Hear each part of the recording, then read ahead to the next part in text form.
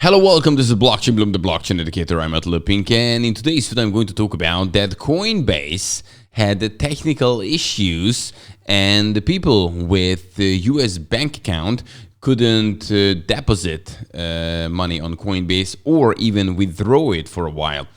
Then the second thing I would like to talk about is that TREZOR's founder reportedly withdrew 10 million US dollar before bankruptcy filing, and that's an interesting question, why? And the third news is all about that there was a hack on Transit Swap, and the hacker stole 23 million US dollar worth of crypto, but has returned already 70% of it. But why? I'm going to tell you. So guys, all this in today's video.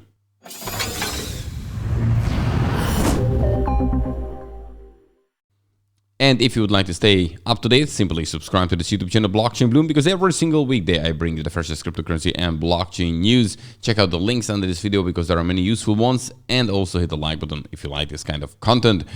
Time to move on to the prices, where we can see that Bitcoin is about 0.1% down the last 24 hours, not major moves. 19,153 US dollar at the moment. Ethereum 1,290 US dollar. Yeah, less than 1% down. When we're looking at the top winners, we can see that the Maker is up 4%, Elrond is up 3%, and Reserve Right is up 2.5%. Among the losers, Chilis is the leader with 9% decrease, Huobi token almost 7%, and XRP 3. Oh no, sorry. This one, it's a bigger. Terra Classic. Almost 6% down. When we're looking at very fast the candlestick chart, the daily here on the Bitcoin candlestick chart, we can see that we're still in this territory here, as you can see, recently between 18,500-ish and 19,500, so somewhere there. And then we had a couple of wicks here, as you can see, but they all came back to this level. And yes, the troubles, the cloud is still, there, because not necessarily crypto, but financial and economic problems in the world. Recently, we have heard about the Swiss bank. They facing big problems. So we really don't know what is going to happening next. And if again, big things happening, the market starts to collapse. I mean, the stock market, for instance, even further down, then right now, Bitcoin very much correlates with the stock market, and we can see much lower prices here. We are in the bear market. We should be aware of this. Okay, and now let's move on to the first topic. It's all about Coinbase, and they faced technical issues. The people couldn't withdraw their money if they had a US bank account.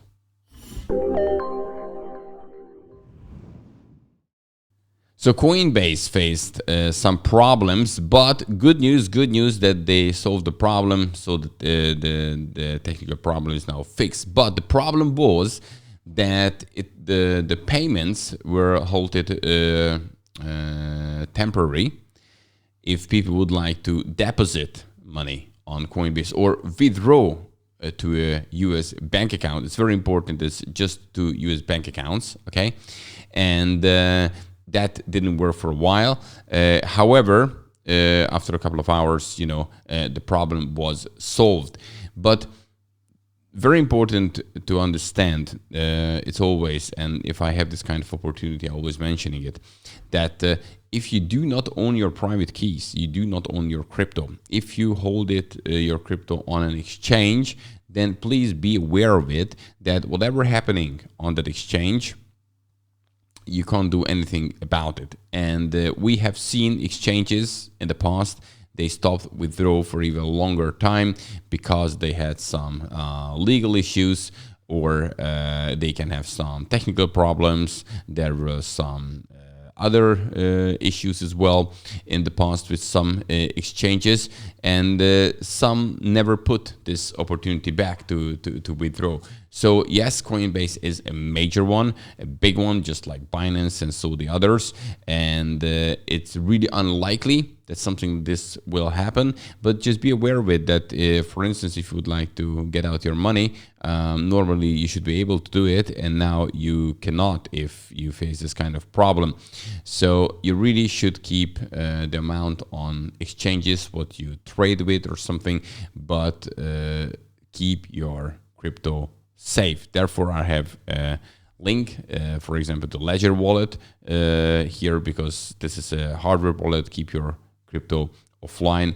And right now, this is the safest way to store your crypto. Okay, that was the first thing I wanted to talk about. Okay, second thing is all about that Celsius co-founder reportedly withdrew 10 million US dollar, but before they filed this bankruptcy thing. And yeah, that raised some questions for sure.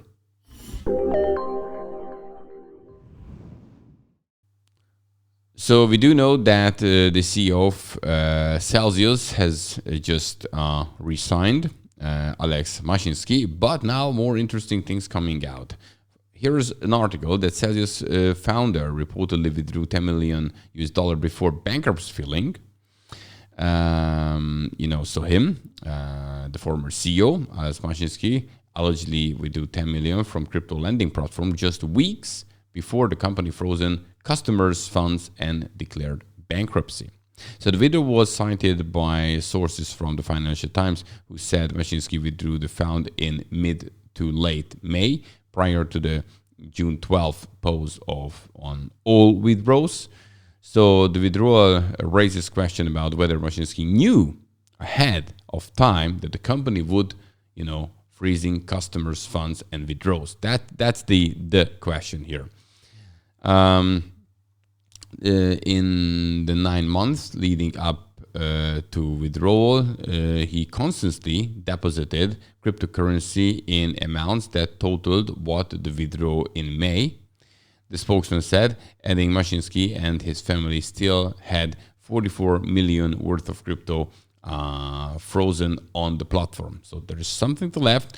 However, it's very interesting that just weeks before it, he withdrew that amount. So there are also a possibility that Mashinsky could be forced to return the 10 million, as in 90 days leading up to the bankruptcy filing, payments by company can be reserved to benefit creditors under United States laws. So that's very interesting. And again, the question, he said so many things, that he's so sorry and doing everything what he could. But now the question is, did he know about this thing that they're going to freeze the withdrawals, or didn't when he did this action, and he might have to pay it back right now? Okay, and the third news is all about a hacker attack, which happened on Transit Swap, but the hacker has already returned 70% of it. But why? Let's talk about it. Okay, so we do know that hacks happening all the time. Unfortunately, that isn't really stopping.